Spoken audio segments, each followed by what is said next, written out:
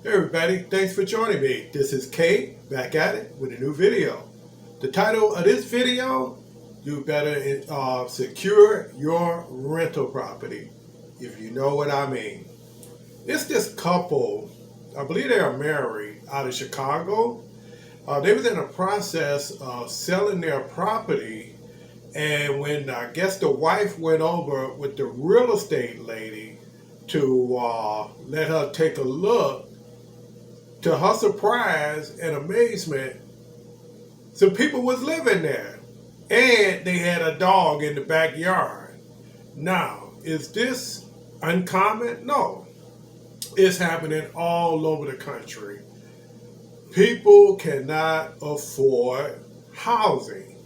Therefore, they're resorting to extremes. What they're doing is they're breaking into houses, changing the locks, and drawing up a fictitious lease or deed to the house to say they either bought it or they just started renting it. Now, when the owner called the police to have them escorted out of there, the police can't do anything because they showed them those documents. Now, what can you do in this situation? Well, you can try to offer them some money, which they really want that anyway, to move. And most people are giving these people like $2,000 to $5,000 just so they can move out of their property. Now, most people don't have that type of money. Like I said in my other videos, Ma and Pa rental property owners don't really have money like that. You know, they live in paycheck to paycheck just like you and I. So for them to come up with like 2,000 plus, that's a hard pill to swallow. Now, you might be saying, well, Kate, why not just put them through the court system? Yeah, you can do that, but these people know the game. And they don't have anything to lose. It's not like somebody that's, got good credit, they trying to do the right thing. They're not going to go to eviction court and ruin their record, because if you get an eviction on your record, it's hard to get a really nice apartment somewhere else, because that eviction follows you like your shadow. But if you got people that really don't care, this is all game to them anyway, and they most of the time they credit record is already screwed up, so they don't have anything to lose. So when these people move in, and then they show the police they fake documents, and then the police tell the owners, well, it's a civil matter. Well, what do you mean? So now you're probably paying a mortgage on that second property as well as taxes, but you don't even have access to your property, because guess what? The squatters got rights. So they can call the police and say, you harassing them in your property. And the police, I've seen many times, tell the homeowner, you cannot be harassing them. So what do you do in a situation like this? Because I was in that situation myself. These kids broke in, and when I was coming up to the building, I heard a lot of noise, and they was in the basement cutting all my copper piping. Me and my friend, we immediately called the police. Police did come eventually, arrested them, but then I had to put all the copper piping back. Thank goodness I knew how to do that, because that could have been very expensive. It was water all over the place. So what I've learned from this is, and I was doing it anyway, when you have a rental property, you want to make sure that you live close to that rental property. You can't be 10 miles out, 15, 20 miles out, or in another state. It doesn't work like that, because people know when there's no movement in a property. They can even go up and ring the doorbell from time to time, or they notice that the mail is piling up, or the trash is piling up, or the grass has been cut, or the snow has been shoveled, depending on where you live. And so they already know that no one's there.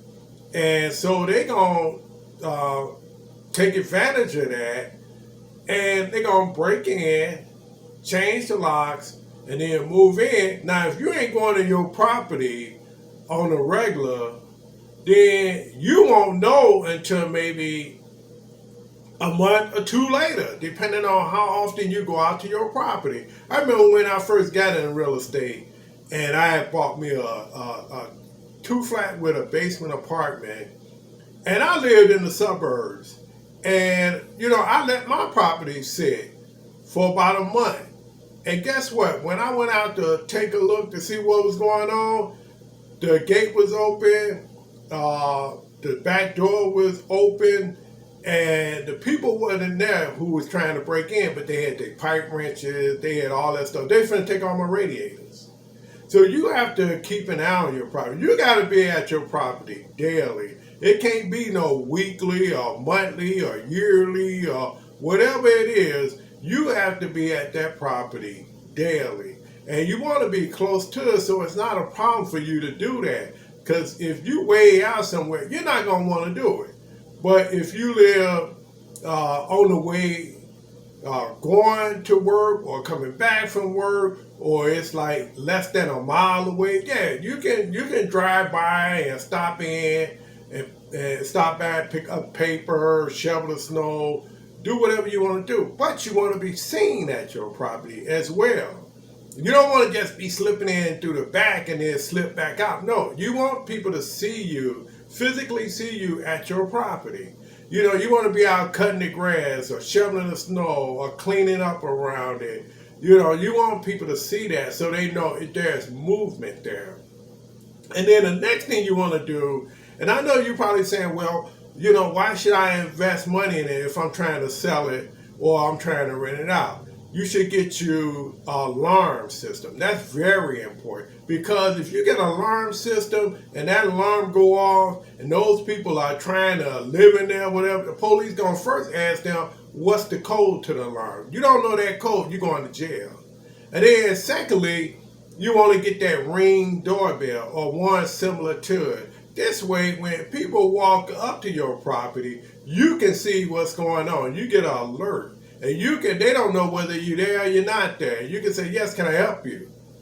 So you want to get that. You want to make sure all your gates and locks and windows, everything is secure, because people will break in.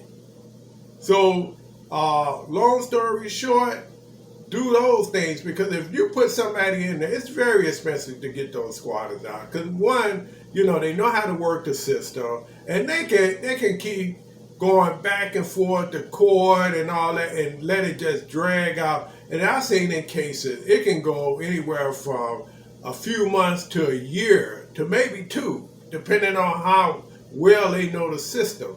So to me, even if you're selling a property and you got to put some type of alarm system on it, it's a piece of mind, because it's going to cost you even more if somebody break in and then they want you to give them like $2,000 to $5,000, and then what if they tear the place up? And they always do that. So then now you done decorated the place and they came in and then they destroyed it. And and nothing is going to happen to them. At most, the only thing that's going to happen is the police is going to just put them out. But then you out of thousands of dollars. So that's all I have for you. Like I say, get you an alarm system, get you one of those Ring doorbells, make sure your gates are secure, your windows are secure, make sure you go by there, if not daily, every other day. And you want to be seen at your property.